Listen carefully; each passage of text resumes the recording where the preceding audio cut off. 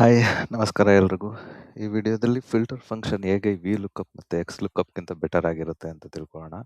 V lookup ಮತ್ತು X lookup ಅಲ್ಲಿ ನಾವು ಕೇವಲ ಒಂದು ಸೆಲ್ ವ್ಯಾಲ್ಯೂ ಮಾತ್ರ ತಗೊಬೋದು. ಯಾವುದು ಮೊದಲನೇ ರೋ ವ್ಯಾಲ್ಯೂ ಆಗಿರುತ್ತೆ ಅದನ್ನು ಕರೆಸ್ಪಾಂಡೆಂಟ್ ರಿಸಲ್ಟ್ ಆಗಿ ಕೊಡುತ್ತೆ. ಆದರೆ ಫಿಲ್ಟರಲ್ಲಿ ಕಂಪ್ಲೀಟ್ ಡೇಟಾ ರೇಂಜ್ನ ನಾವು ಔಟ್ಪುಟ್ ಆಗಿ ತಗೊಬೋದು. ಇದರಿಂದ ಬೆಟರ್ ಆಗಿ ಕ್ಯಾಲ್ಕುಲೇಷನ್ ಅನಾಲಿಸಿಸ್ ಮಾಡೋದಕ್ಕೆ ಯೂಸ್ ಆಗುತ್ತೆ. ಇಲ್ಲಿ ನನ್ನ ಹತ್ರ ಒಂದು ಸ್ಯಾಂಪಲ್ ಟೇಬಲ್ ಇದೆ.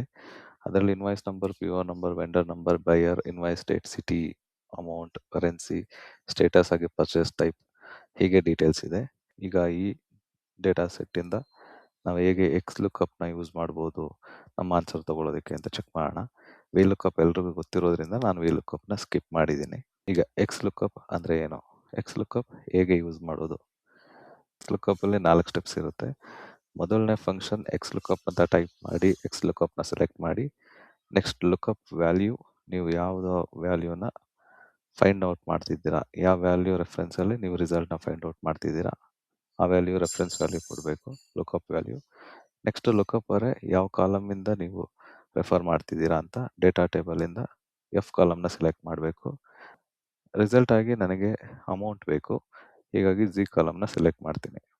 ಇನ್ ಕೇಸ್ ನಾನು ಸರ್ಚ್ ಮಾಡ್ತಿರೋ ಅಂಥ ಸಿಟಿ ಅದರಲ್ಲಿ ಇಲ್ಲ ಅಂದರೆ ನಾಟ್ ಫೌಂಡ್ ಅಂತ ಬರಬೇಕು ಅಂತ ಎರರ್ ಮೆಸೇಜ್ನ ನಾಟ್ ಫೌಂಡ್ ಅಂತ ನಾನು ಡಬಲ್ ಬ್ರ್ಯಾಕೆಟಲ್ಲಿ ಕೊಟ್ಟು ಬ್ರ್ಯಾಕೆಟ್ನ ಕ್ಲೋಸ್ ಮಾಡ್ತಿದ್ದೀನಿ.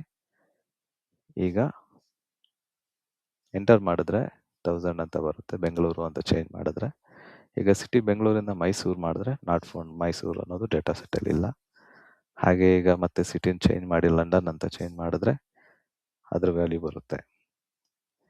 ಹೀಗೆ ನೆಕ್ಸ್ಟ್ ಕೊನೆಯದಾಗಿ ಹುಬ್ಳಿ ಅಂತ ಸರ್ಚ್ ಮಾಡಿದ್ರೆ ಹುಬ್ಳಿ ಡೇಟಾ ಟೇಬಲಲ್ಲಿ ಇಲ್ಲ, ಹೀಗಾಗಿ ನಾಟ್ ಫೌಂಡ್ ಅಂತ ಬರುತ್ತೆ. ಹೀಗೆ ನೀವು ರೆಫರೆನ್ಸ್ ಎಲ್ಲಾದರೂ ಕೊಡ್ಬೋದು, ಇಲ್ಲ ಅಂದರೆ ನೀವು ಡೈರೆಕ್ಟಾಗಿ ನೀವು ಫಾರ್ಮುಲಾದಲ್ಲೇ ಸೆಲ್ ರೆಫರೆನ್ಸ್ ಜಾಗದಲ್ಲಿ ಡೈರೆಕ್ಟಾಗಿ ಟೆಕ್ಸ್ಟ್ನ ಡಬಲ್ ಕೋಟಲ್ಲೂ ಕೂಡ ನೀವು ಇನ್ಪುಟ್ ಮಾಡ್ಬೋದು, ಅದರಿಂದನೂ ಸೇಮ್ ರಿಸಲ್ಟ್ ಬರುತ್ತೆ. ಎಕ್ಸ್ ಲುಕ್ಅಪ್ ಲಿಮಿಟೇಷನ್ಸ್ ಏನು ಅಂತ ನೋಡೋದಾದರೆ, ಎಕ್ಸ್ ಲುಕ್ಅಪ್ಪಲ್ಲಿ ಮೊದಲನೇ ರೋ ವ್ಯಾಲ್ಯೂಸ್ ಮಾತ್ರ ನಿಮಗೆ ರಿಫ್ಲೆಕ್ಟ್ ಆಗುತ್ತೆ. ಹಾಗೆ ಇಲ್ಲಿ ಮಲ್ಟಿಪಲ್ ರೋಸ್ ನಮಗೆ ಎಕ್ಸೆಲ್ ಲುಕ್ಅಪ್ ಅಥವಾ ವಿ ಲುಕ್ಅಪ್ಪಿಂದ ತಗೊಳ್ಳೋದಕ್ಕಾಗಲ್ಲ. ಈಗ ಅದನ್ನು ನಾವು ಫಿಲ್ಟರಿಂದ ಈಸಿಯಾಗಿ ಫೈಂಡ್ ಔಟ್ ಮಾಡ್ಬೋದು. ಈಗ ಫಿಲ್ಟರ್ ಫಂಕ್ಷನ್ ಹೇಗೆ ಯೂಸ್ ಮಾಡೋದು ಅಂತ ನೋಡೋಣ. ಫಿಲ್ಟರ್ ಫಂಕ್ಷನಲ್ಲಿ ನಿಮಗೆ ಮೇಜರ್ ಆಗಿ 2 ಕಂಡೀಷನ್ಸ್ ಬರುತ್ತೆ. ಮೊದಲನೇದು ಅರೆ ಅನ್ನೋದನ್ನ ನಾವು ಕಂಪ್ಲೀಟ್ ಟೇಬಲ್ನ ಸೆಲೆಕ್ಟ್ ಮಾಡ್ಕೊಬೋದು. ನೆಕ್ಸ್ಟ್ ಕಂಡೀಷನ್ ಇನ್ಕ್ಲೂಡ್ ಅನ್ನೋದ್ರಲ್ಲಿ ಇನ್ ಕೇಸ್ ನಾನು ಏನಾದರೂ ವೆಂಡರ್ ನಂಬರ್ ನಾನೇನಾದ್ರು ಸರ್ಚ್ ಮಾಡ್ತಿದ್ರೆ include equals to vendor name, ನಾನು ರೆಫರೆನ್ಸ್ ಎಲ್ಲಾದರೂ ಕೊಡ್ಬೋದು ಅಥವಾ ಡಬಲ್ ಕೋಟಲ್ಲಿ ಟೆಕ್ಸ್ಟ್ ಆದರೂ ಕೊಡ್ಬೋದು. ಆಗ ಫಿಲ್ಟರ್ ಫಂಕ್ಷನ್ ಇಂಡೆಕ್ಸ್ ಮಾಡಿ ಓನ್ಲಿ ನಾವು ಯಾವ ವೆಂಡರ್ನ ಸರ್ಚ್ ಮಾಡ್ತಿದ್ದೀವಿ ಅಷ್ಟು ಟೋಟಲ್ ಕಾಲಮ್ಸ್ನು ಕೂಡ ನಮಗೆ ಔಟ್ಪುಟ್ ಆಗಿ ಕೊಡುತ್ತೆ. ವಿ ಲುಕ್ಅಪ್ ಅಥವಾ ಎಕ್ಸ್ ಲುಕ್ಅಪ್ ಓನ್ಲಿ ಒಂದು ಸೆಲ್ ಮಾತ್ರ ಕೊಡೋಕ್ಕೆ ಸಾಧ್ಯ ಆಗಿತ್ತು, ಆದರೆ ಫಿಲ್ಟರಿಂದ ನಾವು ಕಂಪ್ಲೀಟ್ ಸೆಟ್ ಆಫ್ ರೇಂಜ್ ಅಥವಾ ಅರೇನ ಔಟ್ಪುಟ್ ಆಗಿ ತಗೊಬೋದು. ಇದರಿಂದ ಈಸಿಯಾಗಿ ಕ್ಯಾಲ್ಕುಲೇಷನ್ ಮಾಡಿ ಕ್ವಿಕ್ಕಾಗಿ ಅನಲೈಸ್ ಮಾಡೋದಕ್ಕೆ ಯೂಸ್ ಆಗುತ್ತೆ. ಫಿಲ್ಟರ್ ಫಂಕ್ಷನ್ ನಿಮಗೆಲ್ಲ ಖಂಡಿತ ಯೂಸ್ ಆಗೇ ಆಗುತ್ತೆ.